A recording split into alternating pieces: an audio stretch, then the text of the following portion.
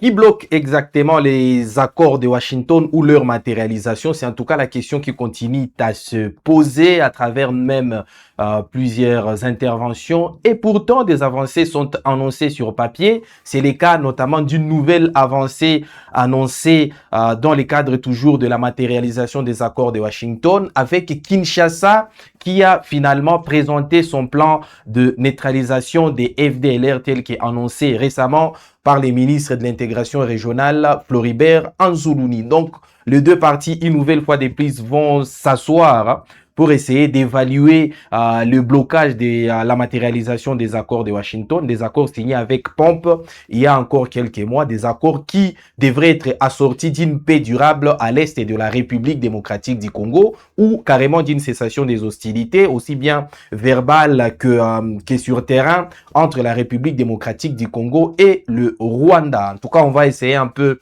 de cerner ces nouvelles avancées dans le cadre de cette production sur Web Info Télévision. Pendant ces temps, les chefs d'État sud-africains, Cyril Ramaphosa, continuent d'appeler les différentes parties au conflit à l'est de la République démocratique du Congo à un peu plus de modestie dans ces conflits-là et à privilégier plutôt une solution diplomatique au lieu de continuer de s'affronter militairement.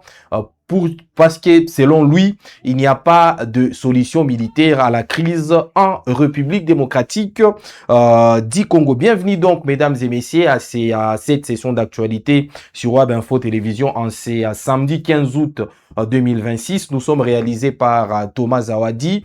Nous sommes Gaëtan Kombi à la présentation et donc on attend toujours vos différentes interventions. Dites-nous également à partir d'où vous nous suivez et ça nous permettra de savoir situer notre auditoire, mesdames et messieurs. Alors, on commence d'abord par cette avancée dans les cadres des accords de Washington ou dans les cadres de leur matérialisation. On annonce que Kinshasa a finalement présenté son plan pour la neutralisation des FDLR, cette milice qui est considérée aujourd'hui par le Rwanda comme sa menace, sa principale menace existentielle. Alors, de quoi il s'agit exactement? Le gouvernement de la RDC et celui du Rwanda ont d'abord convenu de se réunir à nouveau à l'occasion de la prochaine réunion du GCM. Vous vous posez sans doute la question de savoir qu'est-ce que c'est que les GCM. Les GCM, c'est quasiment le mécanisme international, bilatéral même, de la coordination et de vérification de la matérialisation des accords de Washington. Donc, c'est dans le cadre de ces mécanismes-là que les deux pays qui se regardent aujourd'hui en chaîne de faïence, le Rwanda et la République démocratique du Congo, vont se rencontrer dans le cadre d'une réunion les 16 et 17 septembre prochains. Alors, il ne s'agit en rien de ce qui se passe en Montreux, puisque ça peut s'aimer la confusion du fait que, d'une part, l'AFC M23 et le gouvernement congolais discutent à Montreux, c'est une autre ville de la Suisse, et d'autre part, les délégations de la République démocratique du Congo et du Rwanda vont se rencontrer toujours en Suisse, mais cette fois à Genève. Donc, il faut faire les distinguos entre les deux processus qui, certes, ne sont pas, ne se chevauchent pas, mais c'est complète selon, n'est-ce pas, ceux qui les suivent de près. Alors, la RDC et le Rwanda ont convenu de faire avancer deux initiatives visant d'abord à renforcer les suivis et la vérification de la mise en œuvre des accords de Washington sur terrain. Donc, cette rencontre-là entre les délégations de la RDC et du Rwanda rentrera dans cette recherche-là de renforcer les mécanismes de suivi et de vérification de la mise en œuvre des accords de Washington sur le terrain, lesquels accords souffrent aujourd'hui de matérialisation. D'ailleurs, plusieurs baromètres des n'est-ce pas, des organismes qui se chargent de vérifier la matérialisation des plusieurs accords, estiment aujourd'hui la matérialisation des accords de Washington ou l'effectivisation des accords de Washington sur le terrain à moins de 50%. Donc la RDC et le Rwanda de ces faits vont se rencontrer pour essayer d'étudier comment renforcer le suivi et la vérification de la mise en œuvre des accords de Washington. Je les rappelle, signés il y a encore quelques mois, entre le président Paul Kagame du Rwanda, président Félix Tshisekedi de la RDC, sous les auspices de Donald Trump, le chef d'État des États-Unis d'Amérique. Alors, les deux parties ont également demandé aux États-Unis d'examiner ces deux initiatives et de faire part de leurs observations lors de la prochaine réunion de ces mécanismes-là dont je vous ai parlé, les JSCM. Les partis ont également convenu d'organiser une conférence de planification trilatérale, c'est-à-dire entre la RDC, le Rwanda et les États-Unis en octobre 2026, qui débouchera sur un ordre d'opération révisé guidant leurs efforts coordonnés, mesdames et messieurs. Donc, c'est une nouvelle avancée, plus ou moins théorique, qui vient consacrer une nouvelle partie ou un nouveau feuilleton dans le cadre de la matérialisation qui tarde toujours à se faire sentir sur le terrain des accords de Washington. Donc la RDC et les Rwandais se sont mis d'accord pour renforcer les suivis et la vérification de ces accords de Washington avec comme question principale de savoir qui freine exactement ces accords-là qui avaient été signés entre les deux nations qui sont aujourd'hui en conflit. Alors, la rencontre a réuni des représentants de la RDC et du Rwanda, ainsi que ceux des États-Unis, du Qatar, du Togo, agissant en qualité de médiateurs de l'Union africaine et de la Commission de l'Union africaine. Les travaux se sont déroulés à la mission américaine à Genève. Au cours de cette réunion, la RDC a présenté notamment, comme je vous l'ai dit en liminaire, son plan de neutralisation, de désarmement également des FDLR. Et cette présentation intervient dans le cadre des engagements sécuritaires pris par Kinshasa et Kigali en vue d'accompagner la mise en œuvre de l'accord de paix. Alors, plusieurs déclarations ont été faites dans le cadre n'est-ce pas, de cette réunion. Il s'agit d'abord d'une déclaration qui est issue du communiqué final. Qu'est-ce qu'elle dit? La RDC a présenté son plan de désarmement, de démobilisation et réintégration DDR, de Forces démocratiques de libération du Rwanda, FDLR, et a répondu aux questions des membres du JSCM. Attendez par là, mesdames et messieurs, ces mécanismes bilatéraux et internationaux dont j'ai parlé, qui a pour mission, n'est-ce pas, de coordonner les efforts dans le cadre de la recherche de la matérialisation de l'accord de Washington. Donc, cet organe bilatéral, clé chargé de surveiller, de vérifier et de superviser l'application de l'accord de Washington. Donc la RDC, si vous avez très bien entendu ce que je vous ai lu, mesdames et messieurs, a présenté officiellement et de manière assez pratique son plan de désarmement, des démobilisations, mais également des réintégrations des FDLR. C'est cette milice qui est toujours considérée par le Rwanda comme une véritable menace existentielle. Alors pourquoi on vous parle d'une avancée? C'est une avancée significative, d'autant plus que il y a encore quelques mois, plusieurs dignitaires du gouvernement congolais, plusieurs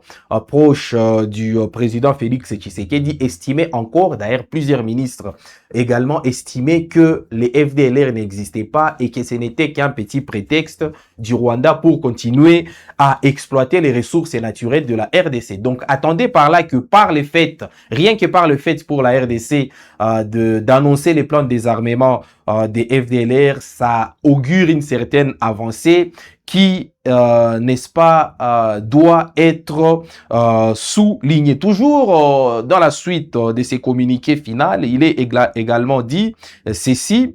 Après l'intervention de Kinshasa, les membres de la JSCM se sont rapprochés de la mission de l'Organisation des Nations Unies pour la stabilisation de la République démocratique du Congo, MONUSCO, afin de bénéficier de son expérience opérationnelle en matière de désarmement, de démobilisation et de réintégration.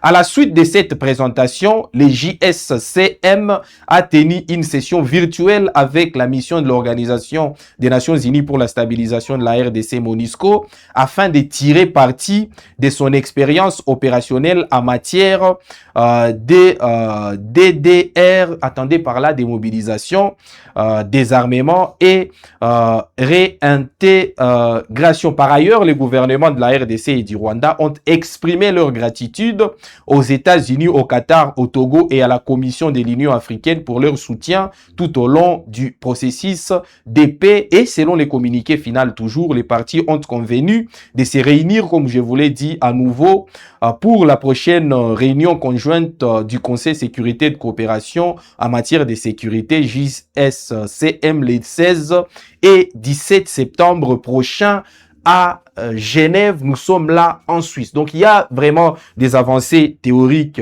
sur papier. D'abord, la RDC qui, de manière assez laconique, reconnaît l'existence sur son territoire des FDLR. D'autre part, le Rwanda qui abandonne sa rhétorique développée il y a encore quelques jours lorsque les ministres congolais de l'intégration régionale annonçaient un plan de désarmement des FDLR. Le Rwanda, ces jours-là, avait parlé n'est-ce pas, avait parlé des lettres mortes, avait également utilisé d'autres mots, de non-événements par exemple. Mais le Rwanda a quand même acquiescé à travers cette réunion qu'il y a eu lieu, les plans de désarmement et de démobilisation des FDLR. Alors, comment ça se passera exactement? On reviendra après pour vous donner de manière assez pratique, de manière assez détaillée, le contenu de ces plans des désarmements des FDLR. Alors, dans un tout autre chapitre, même si c'est toujours dans les cadres diplomatiques, le président sud-africain Cyril Ramaphosa soutient également que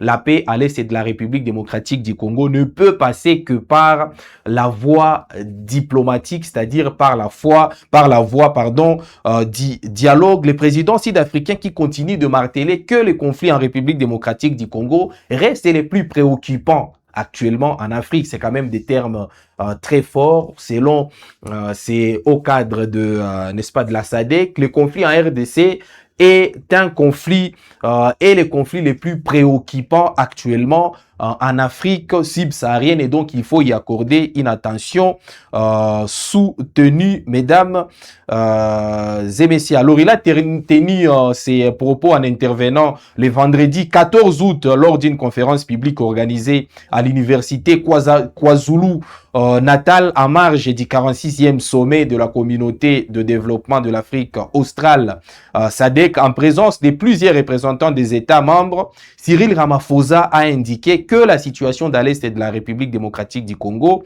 demeure la plus grave épreuve de la détermination collective. Qu'est-ce que exactement le président sud-africain a déclaré à cet effet? La situation dans l'Est de la RDC demeure la plus grave épreuve de notre détermination collective. Des millions de nos compatriotes africains ont été déplacés. Un pays d'une richesse minière extraordinaire est devenu un lieu de conflit et de souffrance. Des soldats de notre communauté ont été déployés pour appuyer les efforts visant à restaurer la paix et la stabilité. Ils ont servi avec courage et dévouement. Certains ne sont jamais revenus. Nous rendons hommage à ceux qui ont donné leur vie pour la paix. Nous leur devons ainsi qu'à leurs familles et au peuple de la RDC de continuer à rechercher une solution pacifique à un conflit qui a causé tant de destruction et de souffrance, a déclaré Cyril Ramaphosa du haut de la tribune à l'occasion de cette activité de la SADC tenue à l'université KwaZulu Natal. Nous sommes là en République sud-africaine. Il a d'ailleurs poursuivi en ce sens. Nous devons travailler ensemble pour lutter contre les conflits, l'instabilité, les défaillances de la gouvernance, la pauvreté et les dissensions sociales. Nous devons créer l'égalité des chances économiques et bâtir des institutions de gouvernance inclusives. Nous recherchons une région où les gens déménagent par choix et non par désespoir. Rien de ce que nous souhaitons pour notre région n'est réalisable sans la paix.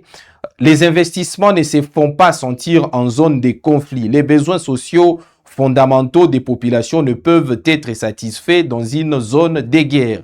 Un corridor économique ne peut se développer dans un territoire contesté a appuyé le président sud-africain qui continue de soutenir qu'il faut des efforts tous azimuts de tous les pays de la région et de la sous-région des Grands Lacs, de la sous-région de la SADC également, pour appuyer des efforts diplomatiques en cours actuellement pour, avec comme finalité de restaurer la paix à l'est de la République démocratique du Congo. Qui dit les efforts diplomatiques actuellement en cours fait notamment allusion au processus de Doha qui s'est délocalisé à Montreux du fait de problèmes logistiques observés actuellement au Qatar avec la guerre au Moyen-Orient, mais également les accords de Washington dont on vous a d'ailleurs annoncé quelques avancées en début de l'émission, mesdames et messieurs. Alors, notre émission reste de vous informer, de vous mettre à la une des actualités, surtout des actualités liées à la situation sécuritaire